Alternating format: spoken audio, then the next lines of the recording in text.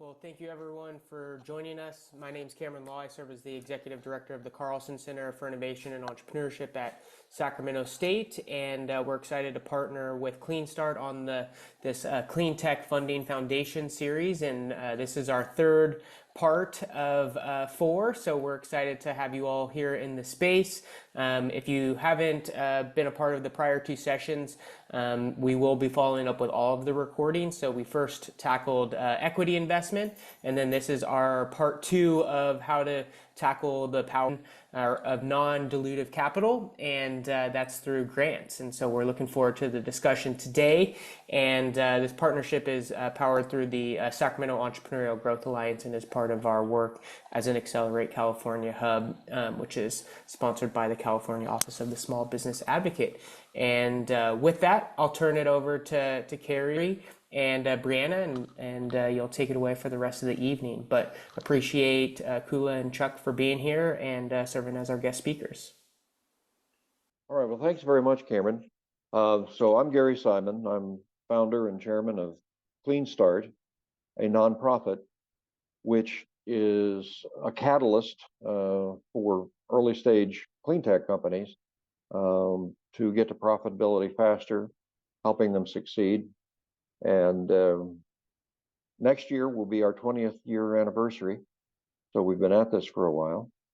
And we'll be launching our progress report. We do them every 2 years. We're doing that on May 30th, talking about the state of the clean tech industry in our region.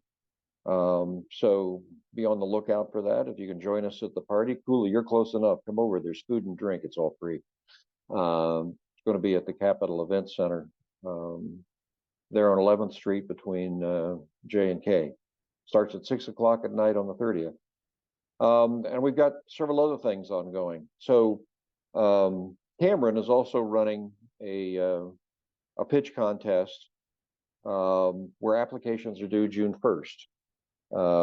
And part of the reason for doing this class now, and there it is, NorCal AngelCon, is to get people prepared to do a good job of applying for that. So we're working through a lot of things. We spent the first day not only on equity investment, but the homework you have to do to put a good pitch together. Then we talked about the fact that people at a very early stage, some of which are in concept development, are not going to find an easy time getting equity money. Grants are a much better way to go if you have the appropriate things that a granting agency is looking for. And we talked about a tool, opengrants.io and climategrants.io. Open Grants is for generally anybody to use, not just in the clean tech sector. And in fact, although the origin of this four-class series was to deal with people interested in clean tech ideas, we've opened it up to anyone.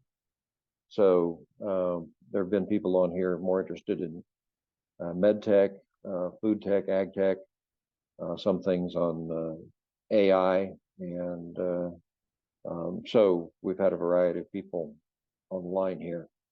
So we don't want to constrain ourselves to clean tech.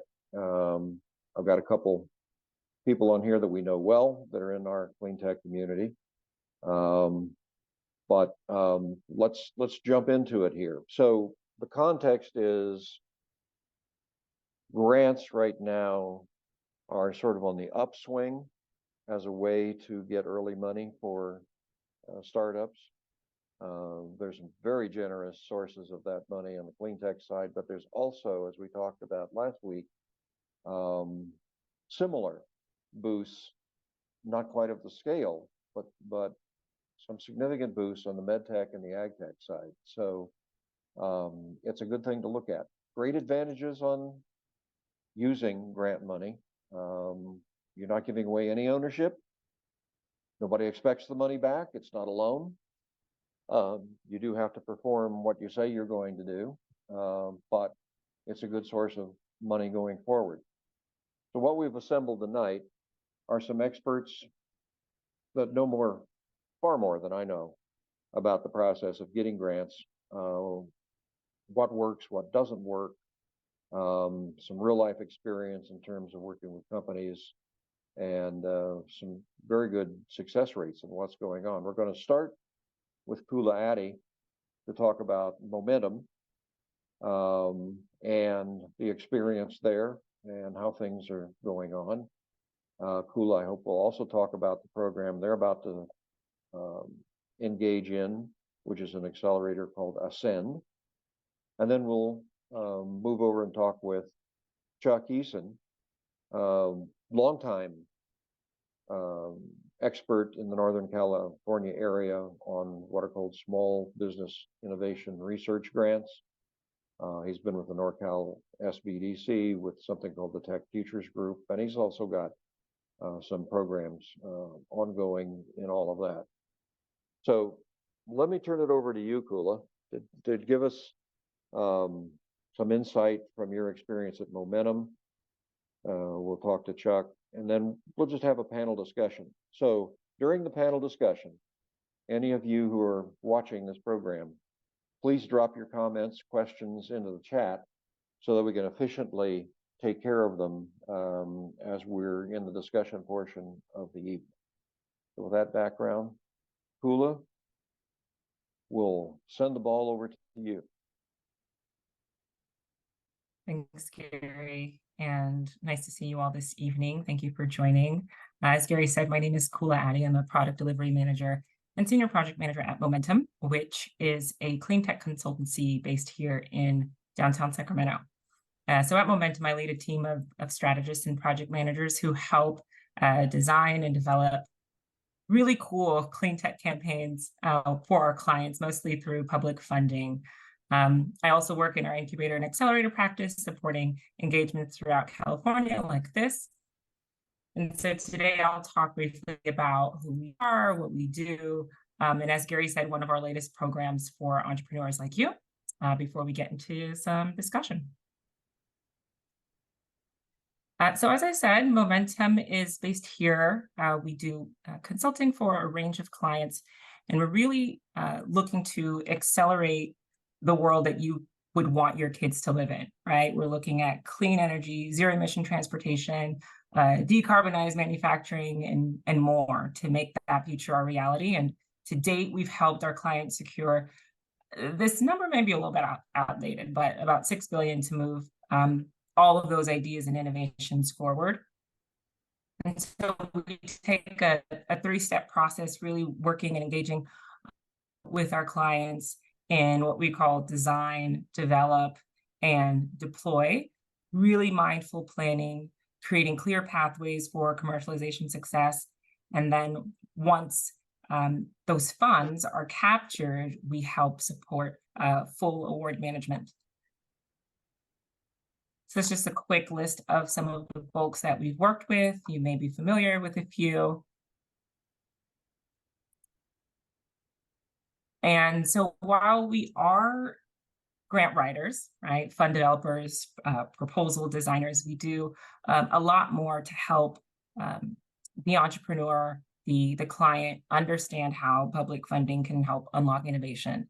And so in our view, especially for the cash-strapped entrepreneur, again, as Gary mentioned, as the Carlson Center set you up in the last session, public funding can be the bridge for one of the many valleys of death that you might experience on your journey, right, to get to your next level and beyond. It's non-dilutive. You get to use it for your project without losing anything within your project or your company. So when we talk about public funding, we're thinking about the troves, the millions that are coming from the CEC, the federal government, and other local agencies.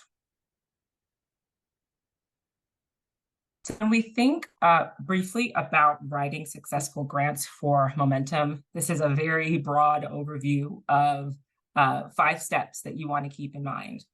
We really encourage grant seekers to be aware, know what funds are available, anticipate when they are available, and also get to know the agencies or the funders, as we'd say, and how their cycles work. You can use grants open grants, right, .io. But then you can also just visit the agency websites, apply or subscribe rather to their mailing list, and just get to know when things are coming out. Always be ahead of the curve and have a good sense of the needs of that funding agency. Also being aware, we would say you want to check out available documents like strategic investment plans. Do you have a sense of where funds came and where they might be going, not just in the next month, but over the next couple of years? Step 2, we say that you should engage. So reading the plans are great. Knowing what you want to do is great. Knowing when the funds are coming is great. But it's even greater when you work with the funders and participate in things like agency workshops or requests for comments. And there are very low barriers of entry with something like engaging in an agency workshop, because all you have to do is register and show up, right? You can start slowly by listening. And then as you become more familiar with an agency that works for your company's or your concept's goals, then you can continue registering, and then maybe you have enough information and you have enough courage to ask a question or submit comments. So that's what we mean by engage. Then we say for step 3 that you want to be prepared. So that means you're proactively identifying program parameters and submission requirements. So imagine you've done all this preparation to know when the funds are coming out, how cyclical they are. You've gone to a pre-application workshop, and now the FOA, or the funding opportunity announcement, in the long term of it is here. You're wanting to really understand what the requirements are and how you might meet those. And you can do that well in advance. For example, with federal programs, we know, according to just kind of general FOA elements, you're always going to have to describe your project scope. You're always going to have to understand the goals of a specific program, and you can very well prepare that in advance.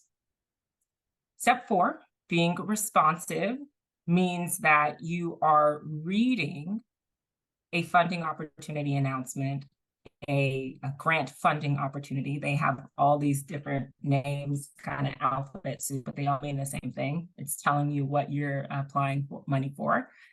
And you want to read that document, whether it is 10 pages, whether it's 130, front to back, right? Really understand what is being asked of the grant seeker and leave no page unturned.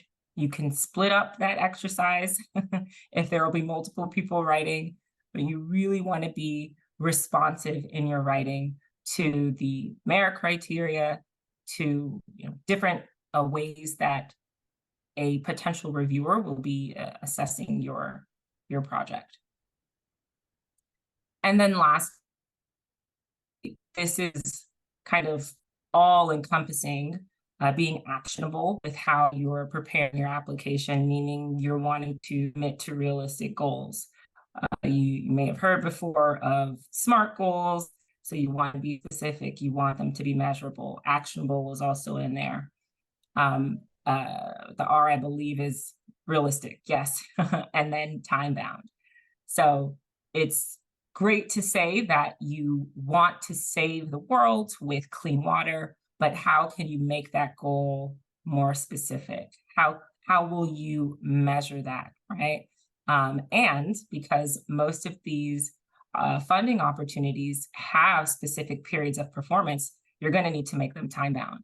And then you'll go even further according to specific stage gates in your project that is responsive to the funding opportunity by breaking that kind of 5-year broad vision into sizable kind of quarterly or yearly milestones.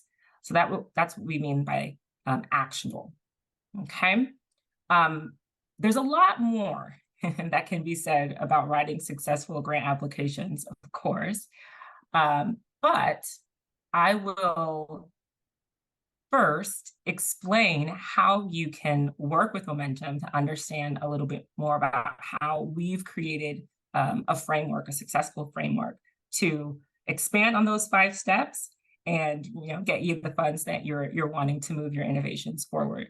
As a consultancy, oftentimes our entrepreneurs will ask how to work with us, and being very frank, sometimes the budgets don't fit, right? So we participate in forums like these through our work with our incubator and accelerator programming, funding education, and sometimes as subcontractors in existing engagements to work with you.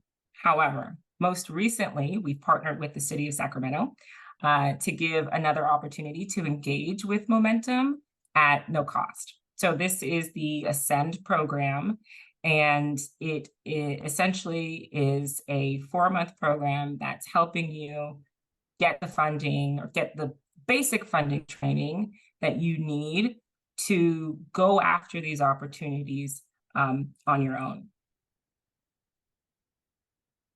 So how Ascend works in 3 steps, see a theme. We've got applications that are coming up here soon. We've got, as I mentioned, modules that you will participate in over the 4-month period, where you will learn and hopefully apply the things that we're imparting to your future funding strategies. And then there are components of engagement, meaning you're networking with our industry experts, and you'll have an opportunity to pitch and present at a culminating showcase.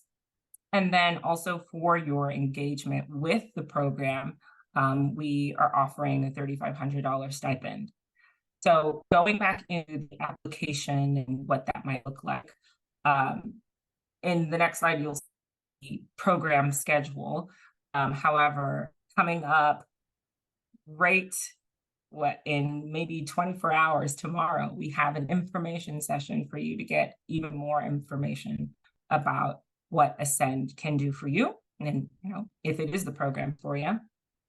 So our opening 25 spots for specifically Sacramento area-based entrepreneurs. That means you can be in the city of Sacramento or in the 6-county region. So that includes El Dorado, Placer, Sutter, Sac, Yolo, and Yuba. I think that's 6, right? Yes, counted it out. So in the city or part of these counties, we are, again, a CleanTech consultancy. So we are looking for clean technologies and concepts. If you're focused on clean energy, clean mobility, that's a plus. But we, with the city of Sacramento, have opened a general category that you see there called the clean economy. So even if you're not squarely in clean energy or clean mobility, please consider it because that is eligible. And then lastly here, we are looking for folks who represent, who live in, whose businesses are located in, and or your product or service can truly benefit all populations, and particularly the priority neighborhoods in Sacramento. Again, when we think about the opportunity to enable an innovation ecosystem here in Sacramento, which is one of the primary goals of the city's latest, what they call scale up agenda, we want to really nurture ideas that will root in Sacramento and grow in Sacramento. And so that we also, again, include the priority populations in that vision. So just 3 eligibility requirements, whereby after the information session tomorrow, we are launching applications May 27th. So let me just go ahead and click us to the next slide. So these dates mean something to you. Here we are. So as I said, info webinar tomorrow. Application period opens the following week, May 27th, for 2 weeks until June 7th. here over the next 4 months, the sessions will be about every 2 weeks. We give you a break in between some of the holidays, and then the culminating showcase is in October.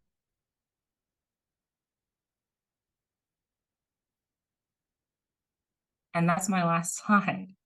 So again, super happy to be here and chat with you all. Really, if you are interested in participating in Ascend, register for the webinar tomorrow. You can email the address that you see on the screen. I'll also put some of the links in the chat for you to get an idea, read up a little bit about what you can expect. Most of the questions about the program we'll answer in tomorrow's webinar, but I'll leave it at that. Thank you, Gary. Oh, absolutely, Kula. And I'm interested, you were talking about campaigns that Momentum does to promote technology sectors in general, not just working on the grants. Can you say a little bit more about what that is? Yeah, absolutely. So we have something that we call campaigns, we've previously called them blueprints, and that's really partnering with our clients to help them understand how they would like to accomplish a goal. For example, we've done it with a lot of clients who are looking to scale transportation electrification. So what does that mean for their business? How can they engage stakeholders? What kinds of lessons learned can be communicated either back to a potential funder or a local agency? And that is an entire 1 to 2 year campaign in a way, so that if you do decide to apply to another funding opportunity, this is a project where you've done the work, you've engaged with different stakeholders, and you have a clear strategy, not only for the short-term funding opportunity, but for the larger vision of your business and future fundraising or other future engagements. So it's a more comprehensive look at what people want to achieve and your advice on how to go in a campaign to get the money to support all that. So that's important because it gives Absolutely. you a much better overview of what can be done. And maybe going after a grant is not the right thing, depending on what somebody wants to do. Maybe it's finding a sympathetic host for a demo project, or maybe it's immediately approaching a strategic corporate that is looking for something in this area. So just wanted to point that out. Yeah. Momentum provides a lot of things beyond help on grants. All right, well, let's turn to Chuck. That's right. Thanks, Gary. Absolutely. You've got this whole universe of all these 4-letter acronyms that you get to talk to us about. And so you've been at this quite a while, and I think people may have some familiarity with the Small Business Administration, the SBIRs, the STTRs going forward. But please give us an overview of what that world is like and where things that you at NorCal SBDC and Tech Futures Group can do to help people access some of that money. Yeah, thanks, Gary. Yeah, so I have a couple slides to introduce Tech Futures Group, and then I'll jump into SBR and more of an introduction about myself. So those of you who aren't familiar with Tech Futures Group, we're part of the NorCal Small Business Development Center program. So we're one of the specialty programs within NorCal Small Business Development Center. And the Small Business Development Centers are a national program, and we're funded on with the federal level with the Small Business Administration, and then we also receive funding here in the state through the governor's office as well. And we provide no-cost advising and training. So we have teams of advisors that can work with you. SBA doesn't allow us to charge for our services, but we get paid an hourly rate as advisors through our funding through the SBA and through the governor's office. But we're a little bit different than a regular small business development center. So there's usually a SPDC within an hour's drive of anywhere in California. And most SPDCs, might see 500 clients a year, and they work with, service, retail, manufacturing, all different types of businesses. But Tech Futures Group, as a specialty program, we're a little more selective. We work only with technology companies, usually some companies that might have some sort of IP and have potential for high growth. And unlike a regular small business development center, you actually have to apply to become a Tech Futures Group client. So we take on a smaller number of clients each year and to assist them. And we have teams of advisors that have different expertise. So these are some of the areas that we work in as far as product market fit, you can see there. And then we have help on the finance end. We have a financial modeling expert who can help you doing your pro formas. We have an IP advisor who can help with that. We can't give legal advice. And then I happen to be the Small Business Innovation Research Advisor with Tech Futures Group. And I'm a big fan of the SBIR program. I've been working with it now since about 29 years. I was first exposed to it way back in 1995. I used to be an aerospace engineer. I worked down in Southern California out of college and worked for the ballistic missile program. But after we won the Cold War, this was after the Reagan-Bush years, they laid off a lot of us aerospace engineers. I'd worked at Norton Air Force Base, which closed down, and it was kind of a ghost town there. So I helped write the business plan to create a business incubator to get things going on the base again. And that was actually under the Inland Empire Small Business Development Center. So that's how I got my start back in 1995 with the SBDC program. But I remember our first tenant in the incubator was a bright guy from Caltech. He also worked at TRW, where I'd worked at. We had all these laid off engineers that were still in the area. And he had just secured what's called a phase 1 grant. And I have a slide talking about the different phases. It was with the Army White Sands Test Range when you shoot down a missile or plane, kind of the free fly zone. So he was our first tenant in the incubator. I think he had himself and 2 part-time people when he moved in. I helped him write what's called his phase 2 grant. He was successful in securing that. And then he became our first graduate out of the incubator, went on to win multiple SPR grants and grew his company like 90 employees and offices around the world. So I've seen that over and over again. A lot of my clients, typically between 1, 2, 3, or 4 person teams, usually looking to secure some funding. And this is a federal grant program where you can get up to a couple $1 million in non-dilutive funding. And after doing this for about 10 years, I kind of got the itch to do it myself. So I actually had a project. I'll show you. Mine was a National Science Foundation phase 1, phase 2 project, basically around 3D printing of houses. You take any CAD model and produce objects the size of a house. You can see this 25-foot tall Buddha here. It's Dr. Thomas at the university, my co-PI. There's out of layers of foam that we cut with a 4-axis water jet that swiveled. But my concept was applied to the construction industry. So in phase 1, we did a 1/12 scale model of my house in Green Valley. We did a full scale curved staircase. And then phase 2, we did a full scale structure. This is me in the mechanical engineering lab at the university. So it was a great experience to go through that because you learn more by doing it a lot of times. And that's one of the things about the SBDC advisors. They're all been there, done that people that can help you in whatever area of assistance you might looking for help with. So Kula showed you her version of the Valley of Death with the bridge over. This is mine here. And my bridge is more of a one from Indiana Jones, maybe with some missing planks or something. I don't know. But as Gary mentioned too, if you're early on and you're looking for some early kind of seed stage funding, maybe you can't get any angel VC funding, SBIR can help you maybe with that initial funding and get you, halfway or partway across, and then you still have to go find customers, partners, investors to get over to commercialization of the product. So, and one of the things I like about the program, even though the federal government is funding your research and development effort, and the purpose of the program is really to commercialize new technologies. So even though the government is funding it, you still retain worldwide patent rights, IP rights to what you're doing. And in fact, the agencies have to keep the information confidential for 20 years from when you first submit, say, a phase 1 or phase 2 application. And the program's been around, I think, since the mid 80s. I mentioned I was exposed to it in 1995. They reauthorize it every 5-7 years or so, and it was just reauthorized about a year and a half ago, September.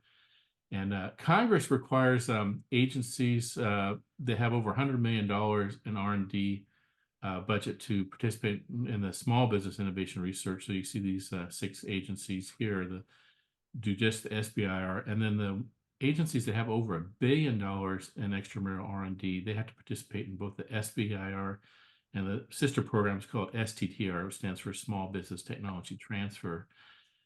And this works out to about 3.65% that they have to set aside. So you think of it as a set-aside program that only for-profit small businesses can apply for that money.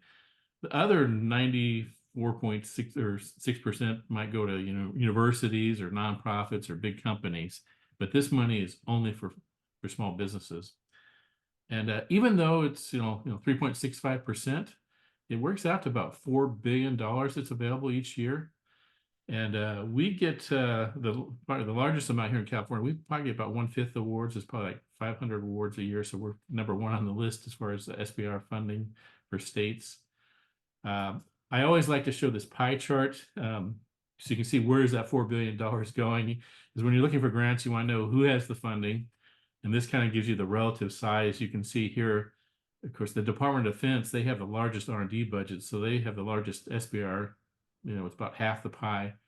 National Institutes of Health or Health and Human Services, they have another quarter. So just between those 2 agencies, they have 3/4 of the pie. And then the remaining quarter is the other 9 agencies like Department of Energy, NASA, National Science Foundation. And these are all still pretty good sized programs. And then the smaller slivers are the tiny agencies like EPA or USDA or Department of Education, Department of Transportation. So that gives you an idea kind of when you're looking, who has the funding. The other thing I always like to point out, you see the green for granting and blue for contracting agencies. So the agencies, they use different mechanisms. In both, some of them use grants, some use contracts, but in both cases, you don't have to pay the money back. So it's a grant in that sense. Even if you fail, you don't have to pay the money back. It's just they use a different mechanism. So the contracting agencies you see like the Department of Defense or NASA, the main difference I would say is a lot of their topics are fairly specific. They propose the problem, you propose the solution. Whereas the granting agencies have very broad topics, so you get to propose both the problem and the solution as long as you fit on one of their areas. And I'll show you some samples, like for the NSF is a good one to show. They've got, ag tech, they've got ed tech, they've got biotech, med tech, environmental, lots of different general areas. So it's a little easier to fit under sometimes the granting agencies. Although the DoD now is doing also what they call open topics. When they reauthorize the program, they're requiring all branches of the DoD to do open topic solicitation now, I think once a year. That's where you can come in and propose a solution you think that might benefit, say, the DoD. The other thing I point out, the granting and contracting agencies, the granting agencies typically aren't going to become customers or buy anything from you. They'll fund your what's called phase 1, phase 2 R&D effort, but like NSF or NIH will fund that, but they're not going to be a customer. Whereas the contracting agencies like DoD or NASA, if you solve their problem in a phase 1 or phase 2, they can become what's called a phase 3 customer, do a phase 3 contract. In fact, the SBR legislation allows them to do a sole source contract, so they don't have to go out to bid. So that's one of, I guess, advantages of working with a contracting agency. You could end up having the government be a customer of yours. To be eligible, you do have to be a for-profit business, as I mentioned, and you also have to be 51% owned by a U.S. citizen or permanent resident alien. I've had a few clients that have trouble, maybe that you have to make sure you're structured properly in that area. And the way they define a small business, they use the SBA standard, which is 500 employees, which is huge. But in reality, most of them are small. I'd say most of mine are under 5 employees or 10 definitely. And the research and development, it has to be done here in the U.S. Since this is U.S. taxpayer dollars, they want the work to be done here in the U.S. and the money to be spent here in the U.S. Typically, there are a few exceptions to that rule, but you have to get approval from the agencies to do work outside the U.S. And then the PI, which stands for principal investigator, they have to be primarily employed with the small business, which means you can't work more than 19.6 hours somewhere else. They base it on a 40-hour work week. You can't work more than 51% time somewhere else. And the way they dole out the $4 billion, a 3-phase program. So they first phase is small, usually $250,000, $300,000 grants for maybe 6 to 12 months. And it's all about demonstrating feasibility of your innovation X to do Y. So that could be a study, it could be a simulation, it could be if it's hardware, it could be a benchtop prototype or lab prototype or breadboard prototype. And then once you demonstrate feasibility, you're eligible to go on to phase 2, which is where the real money's at. And that's up to $1 million, $2 million, depending on the agency. And those are usually 2-year grants. So that's where you're doing what I call a field prototype, where you're testing in a real world environment. So if it's with the U.S. Department of Agriculture or USDA, it could be literally in the agriculture fields. You're testing, new fertilizer or new pesticide or whatever. Or if it's the Department of Education, you're testing in the classroom, whether K-12 or colleges. DOD, you're testing it with a warfighter. So that's a 2-year grant. And then phase 3 is commercialization. So that's where you have to find the customers, partners, investors to get it to market. And there is technically no such thing as a phase 3 grant. Although, as I mentioned, if you solve a problem for, say, one of the contracting agencies like the DOD or NASA in phase 1 or phase 2, they could do a phase 3 contract with you. But they have to use a different pot of money for that. I'll probably skip through the difference between SBA and STTR since we want to get to some questions. The odds of being selected is very competitive. About 1 out of 8 to 1 out of 12 are funded. NSF right now is about 1 in 8. So all the agencies are pretty close to that 1 in 10 range. Our goal with Tech Futures Group is hopefully get you from that 1 in 10 to maybe 1 in 2, 3, or 4. And the way we operate, since we're funded by the SBA, we're not allowed to do work for you. We don't write these proposals, so it's up to you to do the research and writing, but I can review them, provide feedback, and hopefully increase your odds of success. And then for phase 2, about 1 out of 2 to 1 out of 3 are funded, so that's 30-50% range. But again, the competition is a little stiffer because you're competing against people who have phase 1 grants.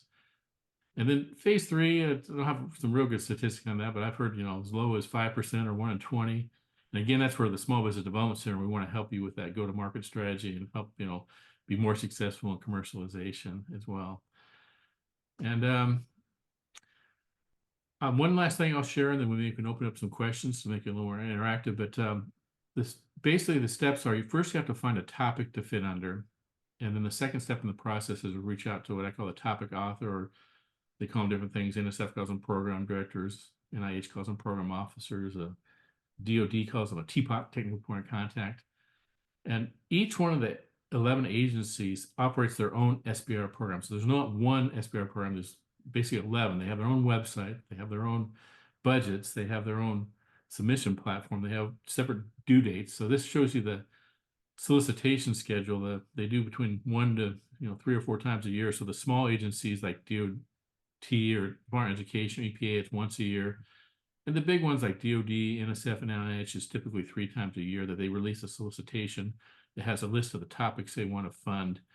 And there's thousands and thousands of topics out there. And you can do a search that this is sbir.gov. This only has SBIR, so it's only that 3.65%.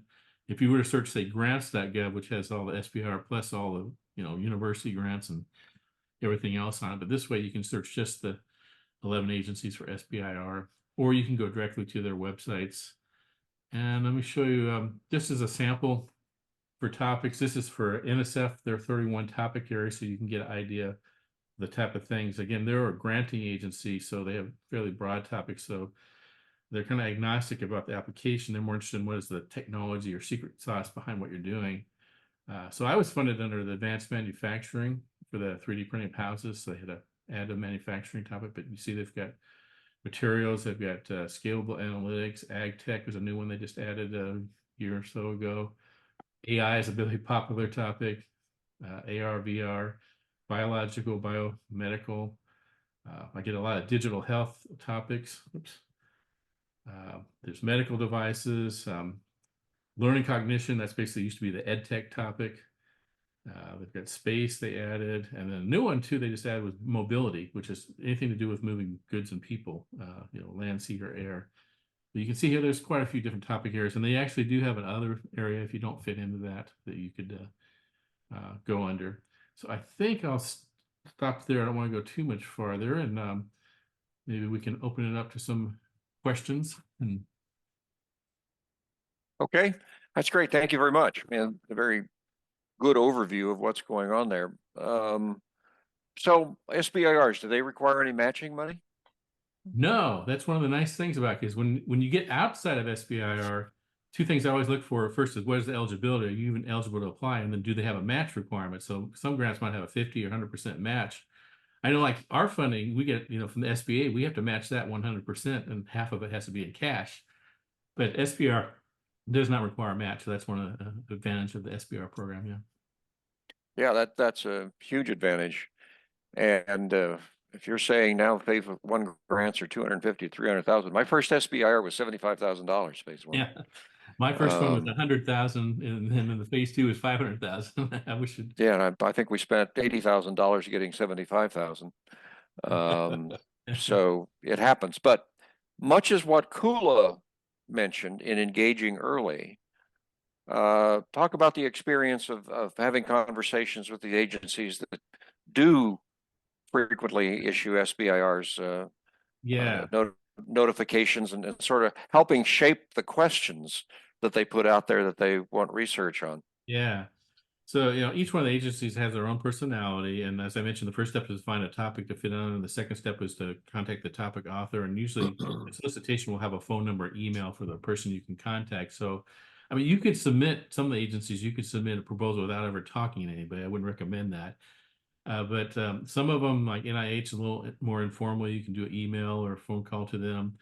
Um, NSF actually requires you to be invited to submit a full proposal. So they used to ask you to submit like a 2-page executive summary, but now they want you to do an online 2 to 3 page project pitch that you submit.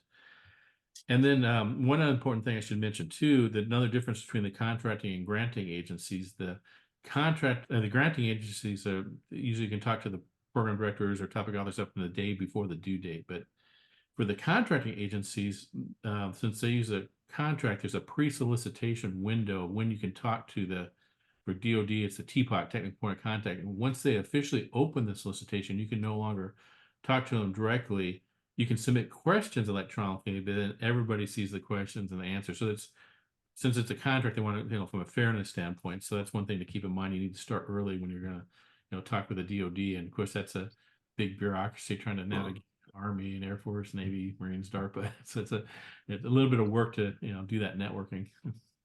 Well, it is, but my experience, maybe comment on what yours is, they have enough conferences that, like, there's this, America's Seed Fund Roadshow going on right now, that, the people that are close to the contracting agencies get out and make themselves available. Is that a good way for people to make contact Yeah. and establish some relationships? You can go to the road shows or their AMRO conference, and you can usually they have a time where you can sign up to, they'll have a rep from each one of the 11 agencies. Now, you might only have 5 or 10 minutes or something to sit down with them, but you can sign up for time to talk to them one-on-one. So that's a good idea to do that, I think. And, the more you talk to people too, they might remember you too later on when you do submit a proposal as well. So.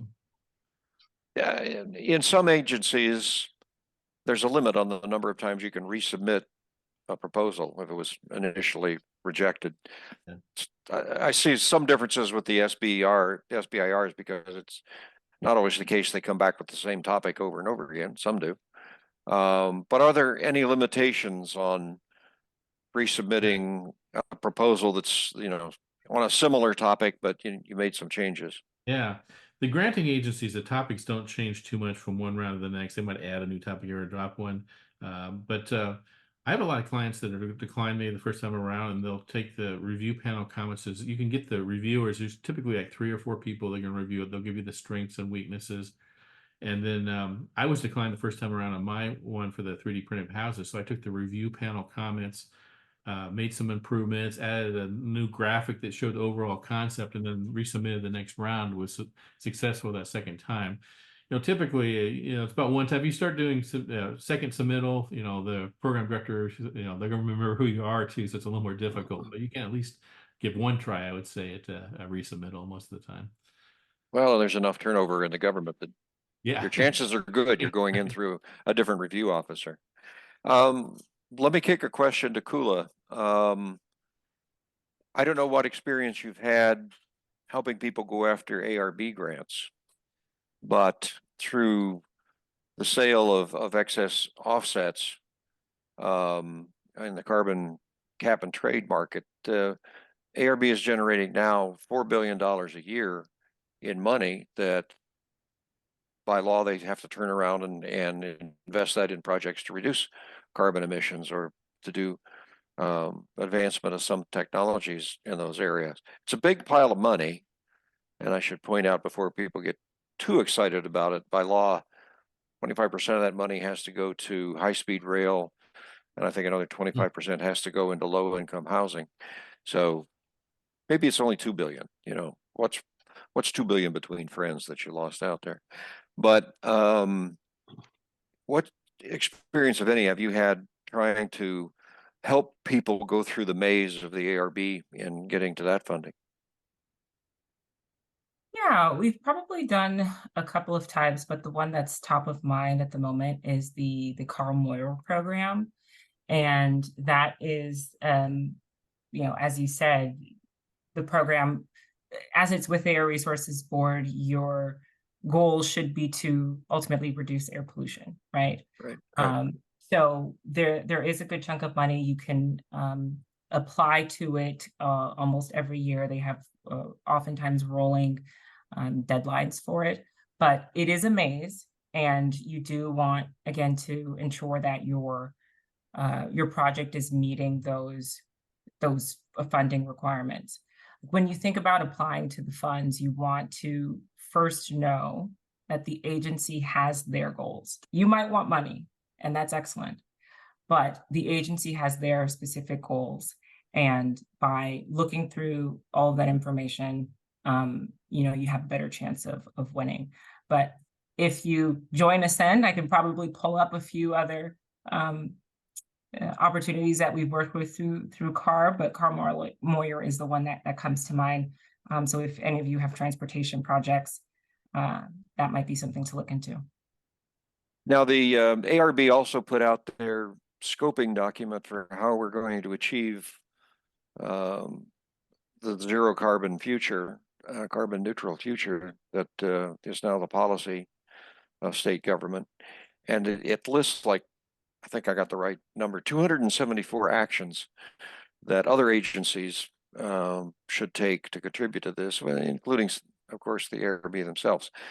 But the interesting thing I note is changing farming practices is like 10 or 11 of the actions for which they'll spend cap and trade money on. And others are in construction practices. So I agree the Carl Moyer stuff is the most directly, but I find all these little buried niches and these little dark corners, possibly a rich source of money that comes through the cap and trade program, but most people don't know about. And I don't know what actions the agencies that they've listed need to do these things have actually taken. But have you had any experience trying to look into this scoping document and see what it means for where agencies other than ARB will be spending some of the ARB's money in looking for projects and grants? I haven't recently, so I can't speak fully to it. However, when you talk about, in addition to the Carl Moyer program, generally we're seeing a lot of community resilience type programming. So if you are an entrepreneur that you might be a little, what's the word, maybe reluctant to go after funding on your own, you can look at other ways that your company is providing benefits to communities and potentially partner with folks who can go after larger pots of funding. So community resilience is a big one. And workforce development, ensuring that the benefits that your prime is developing through this project is reaching different populations. Well, that's a really good point, because in certainly a lot of the federal money that has come through the infrastructure bill and the Inflation Reduction Act, there is a preference for government agencies, cities, schools, universities to be the lead. And I know we've advised some people to, join a team where it meets the preference there of the granting agency to have part of municipal government in the middle of it. Have you worked with people in any cases of trying to put together some of these more complicated projects that have a government agency in the lead? Yes, we have. Not sure that I can name, but we've had a couple of government agencies who have led for federal opportunities as well as quasi-government agencies. And they have created really, really robust coalitions of tribal authorities, of different community partners who are really there on the ground and would again benefit from what the project is purporting. And the thing that I would say about that is really knowing quantitatively what your impact is and has been, right? Where if you're looking at your address, you're located in a priority population, or the work itself has benefited certain neighborhoods based on you can check if your work has impacted a low-income or disadvantaged community through Cal Enviro Screen, and there are a couple of other indicators that you can check to understand that designation. However, on your question with government agencies, it's really about robust partnerships. And one that I really enjoyed working on and through recently there was a really good collection of maybe 16 plus tribes that were working towards energy sovereignty. So if you've done any work related to low-income disadvantaged communities, working with the indigenous populations, working with workforce development initiatives, that's definitely a ticket. Well, I know you got to jump, so let me ask you one last question before I have to go, Kula. Sure. A lot of the applications that you submit to granting agencies are scored by reviewers, and they use point systems. And a couple of things you've mentioned there, if you're dealing with a disadvantaged community, that's extra points. If you're a minority leader or company executive, that's extra points. If you're a veteran, that's extra points. Can you comment a little bit on playing the extra points game in dealing with these agencies? Yeah, the extra points game, the one way that I would say it is, as you're developing your proposal, and after you've read the funding opportunity announcement, yes, and it front to back, you want to score, put yourself or put someone in your organization, put yourself in the seat of a reviewer, score it at the top, and then score it at the end to see how many points you can get. Now, when you talk about all of the ways that you garner them, they're looking for community benefits. They're looking for the name of the initiative is called Justice 40, right? Where these benefits are accruing in specific communities, 40%. They are looking for sustainability, right? Yes, what will your project be if you do not have funding? But if you didn't have funding, how do we know that these dollars will actually continue to have impact? Again, I can't stress it enough.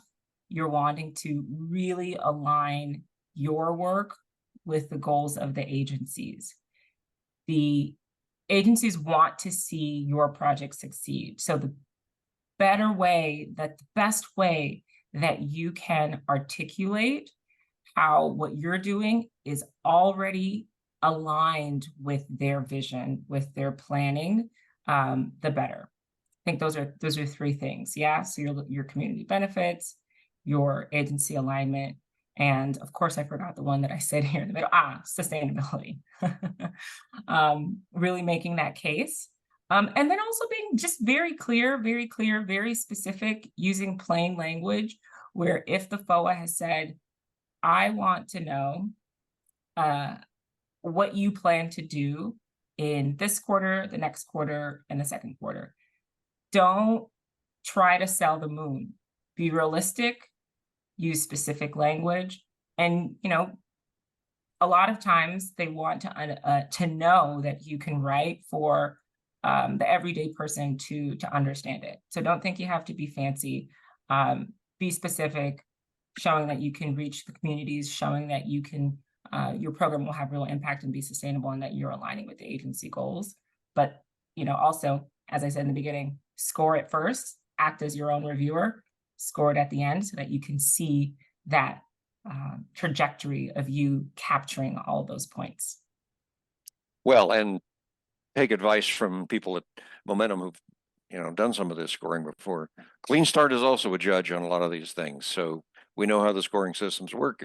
If you want us to score it for you, give you some advice, we're available to do that. Your success rate, Kula. You've got an impressive success rate at Momentum getting people money. Thank you. I wouldn't say the exact percentage, but I'll leave by saying we don't look at the success rate. We look at how well our clients are prepared to respond to the opportunities, right? You don't want to think about the rate. We want you to think about, am I competitive, and is this realigning my project goals with the agencies? So I hope to see your thumbs up here in the chat. I see one for the info section. There is a thumbs up signal symbol down here somewhere. So sounds like a good way to connect with you is through the Ascend program. Kula, your email address is kula@momentumbuild.io or something. Yeah, that's right. And you can also reach, I'll put it in the chat, buildmomentum.io is our domain, and this is the Ascend program email as well. Oh, there you go. There you go. So very good. Thank you so much for your time. Thank you. Thank you so much. Thanks, everybody. See you soon. All right. Bye-bye. Thanks so much, Kula. Okay, let's give a few more questions to Chuck, and then we're going to take a break, come back and add some more things to the discussion. And certainly use the chat to put some questions in if you have them right now. But thinking back on what you've been saying about SBIRs, STTRs, etc., how do people reach out to you, Chuck? Where do they connect? So, well, I'll put my email in the chat box. So it's chuck@techfuturesgroup.org. And to apply to Tech Futures Group, you just go to the techfuturesgroup.org website. At the top, there's an apply button. You just click on that, and you have to fill out some information. But let me type in my email here. Just a second. And the way it works as far as the application process, when you apply to Tech Futures Group, it'll get reviewed by probably Matthew, our director, and then one of our other advisors. And then if you're accepted into Tech Futures Group, they will assign you what we call an entrepreneur in residence, who's kind of your generalist. And they can then do referrals to any of the other specialists within Tech Futures Group. So they could do referrals to myself or our financial modeling specialist. And again, there's no cost to you for our services. We get paid at not only rate, but that's funded through the SBA and our funding that we receive for the state. But that would be the process. You'd have to apply to Tech Futures Group before I could officially work with you, because I'll get a referral probably from the entrepreneur in residence, who's kind of the generalist that'll be working with you. A question in the chat, Gary, about someone want to know, do you know about the NSF ag technologies? I could hit that. Okay, go ahead and comment on that. So ag tech is one of the new areas for NSF, and I just opened that up, and they have subtopics under, I'll just read them off to you. They have agroforestry, farming in underserved communities, food waste mitigation, harvesting complex systems, improving resilience through interspecies interchange, natural-based solutions, polyculture systems, precision agriculture. They do a lot of work in that area. Resilient supply and distribution, and then there's another category. So quite a few different things you could apply under NSF, or you can go under the USDA as well. It has a lot of things around both forestry and then also small farms and other things too that the USDA has. Great. Well, so Jeff, the farming practices one that I was referring is in this scoping document. I'd have to go back and reread it, but I can help you with that. But a lot of it is a lot of low-till farming practices. I think some of the stuff you're doing with the wood fiber may qualify, but that's one of these things that you just have to sit down and study. So I was specifically referring to that one, and they're looking for ways that it gives off less CO2, of course, and there are things obviously you can do in farming practices to achieve that. So contact me after, and I'll show you the pages where all that stuff is. I've actually read all these pages. And I've got a couple clients that are doing things either from farmlands or from biomass, converting it to biochar and hydrogen. Yeah. So it could either be forestry related, or it could actually be from farmland too, that they're pulling that biomass and converting it to biochar, which is basically kind of capturing the carbon, I guess, that way. And then their business model might be that they're trying to sell or make money from the credits as well. So yeah, and that's a part of it. There we go. David Webb has another one comment on here about he's doing that in his biomass facilities. Yeah, there's an awful lot of stuff in funding in the strangest areas for doing things with biomass. So the key documents, there's a guide to the Inflation Reduction Act. There's a guide to the infrastructure bill. It's all through the White House. But I got to tell you, it's with the appendices, it's 2,500 pages of reading to find out what's in those documents between the ARB scoping document, the IRA, and the infrastructure bill. Fortunately, I have a guide to the guide. So I can show you where to start to find some of this stuff. Just drop me a line. Seed is the California Sustainable Energy Entrepreneur Development Fund. That's a mouthful. So I'm going to attempt to share the screen. Brianna, this is where things usually fall off the edge of a cliff. So can you see this thing? It's just a website. Yes, we can see it. Yes. All right, I'm going to clutter my computer with all these cookies. Okay, so this is the CalSeed website. So what is it? Well, it's a way to get funding for very early stage enterprises that specifically targets very early stage proof of concept in the first phase, and then development of prototypes. Now it is in CleanTech. So as they say here, they're looking this time for projects in clean energy, energy efficiency, energy storage. And what they're looking for changes every year. They have one solicitation round per year. It usually starts in February. And this one, the initial phase applications were like 4 weeks ago. So it doesn't apply this year. Look for next year if you're interested in this. The important thing about CalSeed is that they've divided the state up into 4 regions. Let me go back to that map.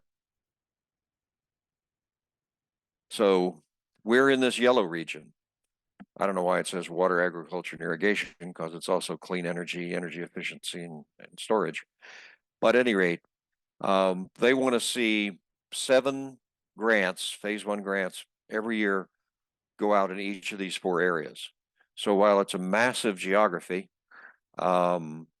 usually there aren't as many applications submitted in this area as in the other 3. So your chances of winning are pretty good, so long as you have an application which meets the minimum threshold. Some years that wasn't the case, and there were only 1 or 2 that went on and got advanced for money. It also opens the door to a phase 2 grant to develop your prototype. So phase 1, I've asked for clarification on this and it didn't arrive in time, but Phase one, I think, is now $200,000. And phase two is $500,000. It used to be 150 and 450, but I think they bumped each up 50,000. So it's a significant chunk of change. In the phase one, they're looking for companies that are in what are called technology readiness levels 2 through 4. That's pretty preliminary. So you can go apply in some places for a grant and they say it's just too early. CalSeed is the opposite. They reject people for being too far along. So it's an interesting slice. So if you're in one of these clean tech areas, that's an interesting and very viable program to get into. Now they've got this annoying thing that just keeps refreshing. So they provide training, orientation, connections. You get an automatic pass to the CleanTech Open, which is a doorway to meeting a lot of investors, a lot of supporters. It's otherwise expensive to get into. They've got this whole network of regional partners. And then it is a business plan competition with the prizes are pretty significant. You can, if you win, you can get upwards $50,000 and more, depending on the track that you're in. So people walk away with $50,000 or $100,000 winning their track. Then you go on, that's in the Western competition. Then you go into a national competition. There's a further winnowing of the thinning of the herd, but those prizes are more in the $200,000, $300,000 range. So it's not only training, it's not only access to money, it's also introducing you and opening some doors to other things that will lead to more money, more support. And the key to the game in a startup is network, get as many connections as you can, because you never know when they're going to come in handy and when you're going to be able to make use of one of those connections. So yeah, they take a small equity interest. They try to create a pipeline here. So this money ultimately comes from the Energy Commission. So the first step is doing CalSeed. Cal Test Bed is getting a voucher to have your prototype tested. If you're through all those gates, there's bridge money available directly from the Energy Commission to do pilot and demonstration and with a customer. And then the ramp grants are to scale up and begin small scale manufacturing so that you get ultimately to the end of the TRL list, the technology readiness level, it's TRL 9. That's a fully commercial product. It's been proven, and banks will lend money on projects which use it. So it's a pretty good system to get in. I'll pause for a minute. Chuck, do you have any experience with CalSeed and how it integrates with SBIRs and the Yeah, so programs you're in? I have some clients that might go after SBR funding initially first, and then they'll go after some California Energy Commission grants, whether it's CalSeed or maybe they've already done the proof of concept prototyping, so maybe they're looking to do more of a pilot project later on. But I do have clients that do move from SBIR to going after CEC grants, so CalSeed is one option for them too. Yeah, no, I think it's a pretty effective program here. Now, this is just for clean tech companies. So let's move on to some other things. And I'll see whether my system works on this. Well, sometimes not. Let's see if that works. Can you see human bulb now?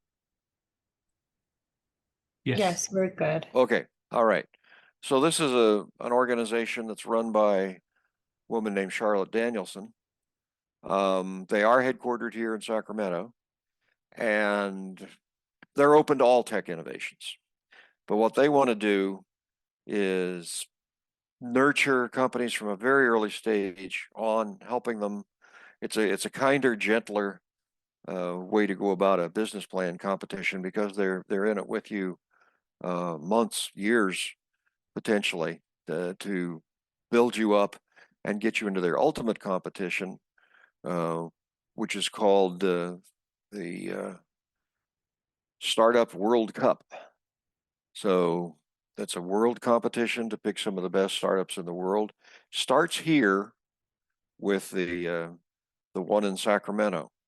It's It's an accelerator program. The first week of that will be July 15th. And then there'll be a second cohort that starts September 23rd. It's 10 weeks long. But, you know, again, talking about apply. Charlotte has a 25-year career as a lawyer, connected with some of the biggest clients in tech in Silicon Valley. And she's now taken all of those connections and a lot of that experience and said, you know, tired of just doing the legal work for the companies. I want to help other people advance. So literally, if you want to get to Shark Tank, she's connected to that. You want to get to some of the biggest business plan competitions in the world, she's connected to that. And the advantage here is she's taking applications now. She's very selective, but get an application in, go to this accelerator and fill out your application and get it in. The worst thing can happen is that you aren't selected this time, but you can come back and you can go in and talk to her whole team. They're at the Ice House on R Street downtown. But she's got many connections. Now, we just had a conversation with her today, and so there'll be up shortly. Brianna, you can tell me what the dates are on this, but it's all recorded. It will be on our YouTube channel. And so look for it on there and you can review the whole thing. So Brianna or Thomas, when might things be up on our YouTube channel from the conversation this afternoon? It is since it was live, it is currently on there and our LinkedIn page. Okay, does it have human bulb in the title? Yes. Okay, so you can find it. So you can go directly to YouTube. It's Clean Start SAC, or you can go to our website and get to it there. You know, I think everybody who has any kind of notion should do that.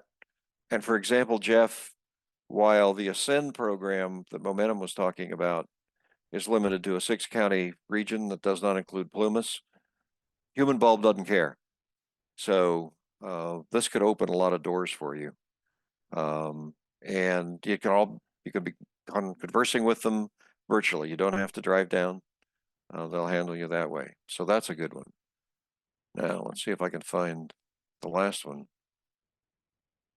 I want to talk about here.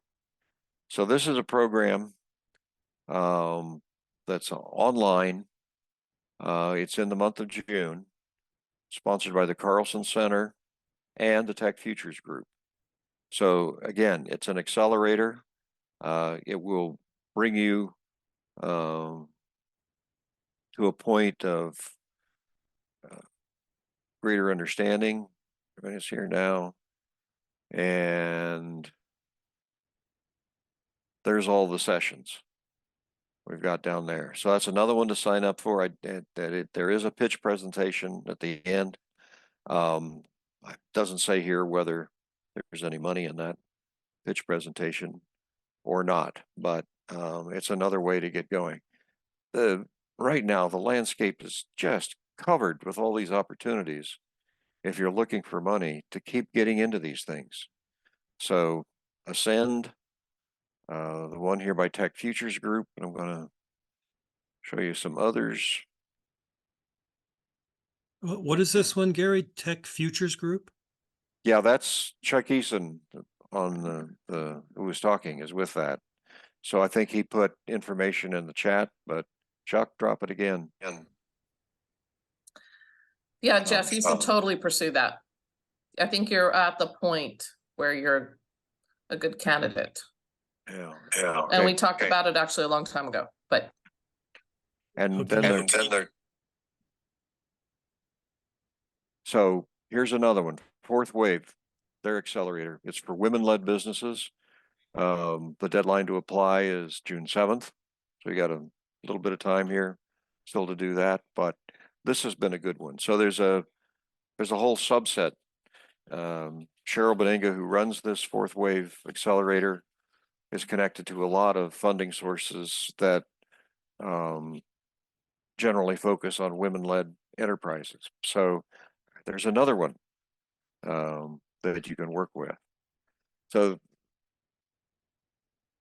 there's a number of steps you can take to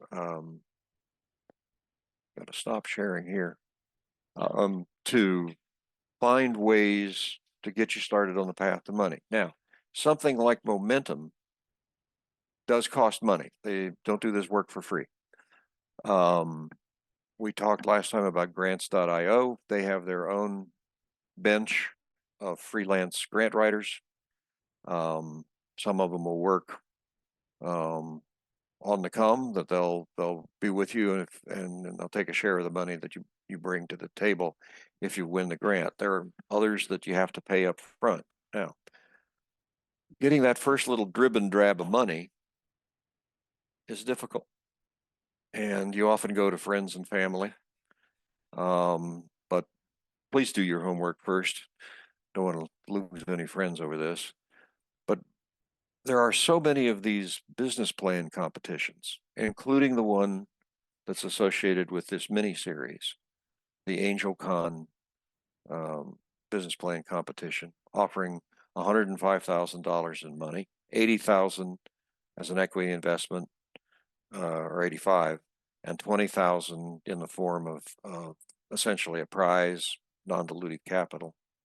That you can begin to string these things together. If you develop a skill in putting together a great pitch, and having done your homework with the business canvas model or business model canvas, you can win a string of these things. Right now, one of our clients has won 3 of these competitions. Won $1,500 in one of them, won $3,500 in another one, and I think he won $2,000 or $3,000 in a third one. He's now got like $7,000. That's enough to pay somebody to help you write now a super grant application. And if you can do it through an SBIR, Chuck and his team are willing to help you, and they get paid by somebody else. So don't let the fact that professional grant writers need to be paid get in your way. There are ways to figure out either how to pay them or to find out ways that you can use the grant writers that the government pays directly, and you don't have to. So this is a very interesting development in the way that you launch a business. Human Bulb doesn't even want money, and I have no idea how far down the line they'll take you in writing a grant application or in writing your business plan, but I get the sense that they're doing this out of a sense of trying to improve the planet. So there's probably a lot of free stuff they can go in there with. So at any rate, Thomas, is there any more that you would like to add from all the experiences we've had? And, by the way, getting a grant is not just a one-time thing. I think, Chuck, as you would agree, you can string a lot of these things together. So Yeah. And another one I was going to mention, in addition to the California Energy Commission, recently I've had a couple of clients I've worked with on the California Department of Food and Agriculture, where they will fund pilot projects for infrastructure for different things too.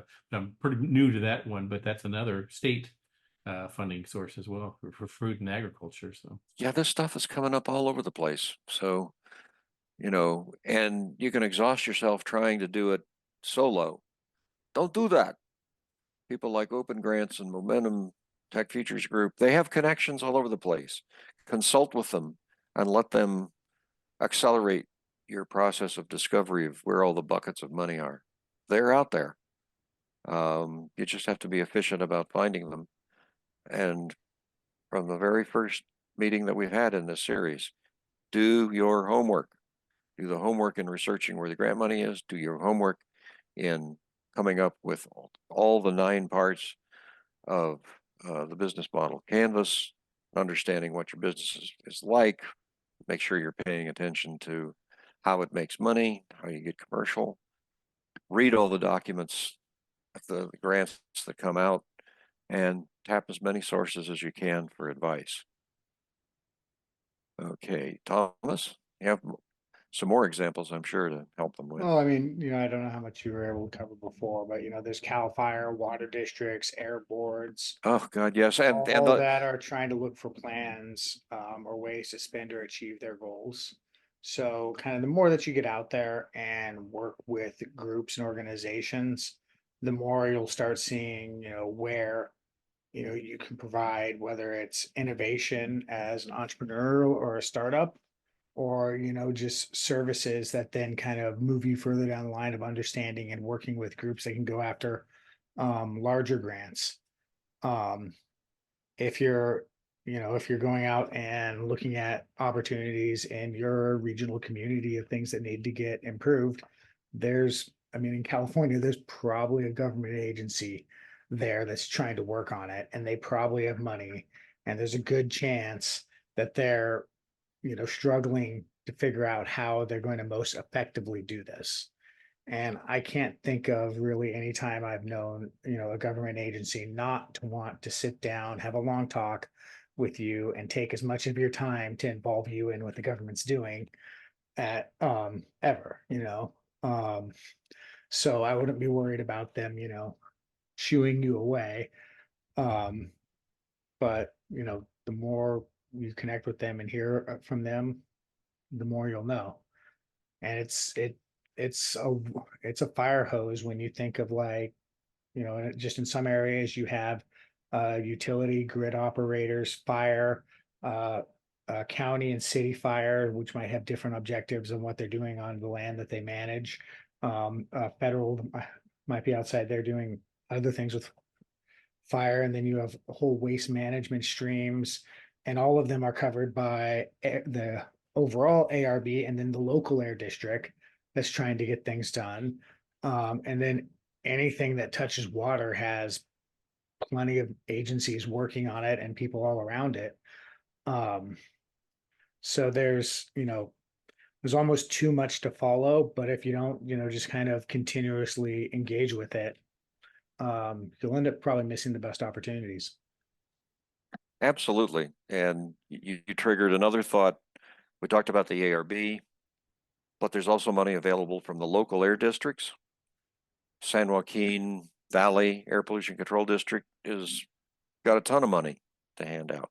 The Sacramento Metropolitan Air Quality Management District, a smaller amount of money, but still in the ton category. I don't even know what all the districts are north of Sacramento, but they're there. And a lot of this money is coming through penalties and fines that are being collected on heavy polluters. Some of it probably is some of the cap and trade money, but the ARB does have a portal. It's called the ARB Funding Wizard. I don't think To they try have to, it anymore. pardon? It's not there. It's not there. It's gone. Yep. Okay. I guess you told me that before. Yeah. But Get you to this. I'll put it in the link. I shared it at the last one too, but it goes to Cool California. oh, cool, California. It has a Okay. whole bunch of other So resources they point to. yeah, so there are resources out there. All right. So the short message, class 1, do your homework.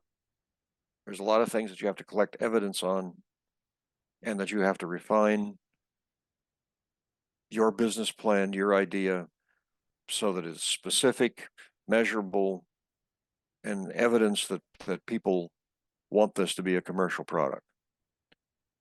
The message from last time and this time, connections, connections, connections. You have to keep networking. It's the way you find out about things. It's the way you learn. It's establishing relationships within granting agencies. It's the way that you learn from your peers. So don't do a lot of this stuff in isolation. And there's always somebody close by. There are SBDCs all over the place. There are units of the Small Business Administration that can get you connected. There's economic development units in your county. Just find some way to get connected and learn from other people. You don't have to do it all yourself. What's the lesson for our last class coming up? Tell a story. Next time we're going to be talking about how to do a great pitch that will win you money. Small amounts, but it's there. And the way that you do that is you've got to simplify what it is you're trying to say, and you have to hit the key points that resonate with somebody trying to make a decision. So I gave you the example of this one company we've been coaching. They've won 3 competitions now. And they're harvesting that money. We just had the UC Davis Big Bang competition last night. There was a $12,500 prize for the best sustainability and clean energy company. I wasn't able to go, but somebody won that prize. That's a once a year thing. Be aware of those opportunities. So the dreams that you have of your company and moving it forward, you're going to need ways to get through what everybody has talked about, that valley of death, where you need more money and you've tapped out other sources. What do you go to? And how do you even get started on that? How do you get the money to get the money? Win some of these prizes. Do a good job on pitch competitions. So Thomas, we just had the pitch competition at Western Placer Waste Management. What were the top prizes there? $20,000 and I think they get $5,000 is the second one. Yeah. People have really latched onto this, so it's a big deal. Elk Grove is going to have a competition this year, and it's going to be in the same sort of category of money. So pay attention to all of that. Next time, the chief thing will be looking at what's the best structure for a pitch. Now, a pitch cannot be a 150-page business plan. You have to learn how to communicate quickly. With a pitch, you've only got 5 minutes, 6 minutes, 7 minutes, something like that, to get your idea across. What is the objective that you need to achieve in that 5, 6, or 7 minutes? We'll talk about that next time. So, what's the name of the company that won 3 competitions? Purpuratus. Puratus. You could probably look them up online. They have a process for taking sea urchins that's a pest, and it's killing the kelp beds offshore California and turning it into 2 commercial products, one of which is very profitable. So, and the state and federal government are paying to have these sea urchins harvested and removed from the kelp beds. So basically they have free raw material, and they have a process for making these other 2 things. So you can look them up. Another company, Wherev, they've won 2 competitions.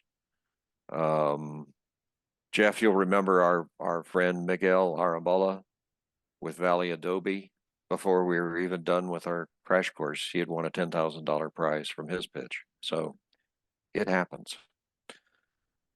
Thomas, anything else to add? Nope.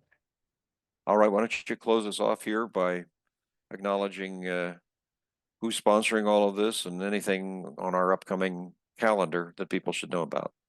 I'm the radio voice sign off of this programming here. This programming brought to you by CleanStart with support from the Carlson Center of Entrepreneurship and Innovation at Sac State.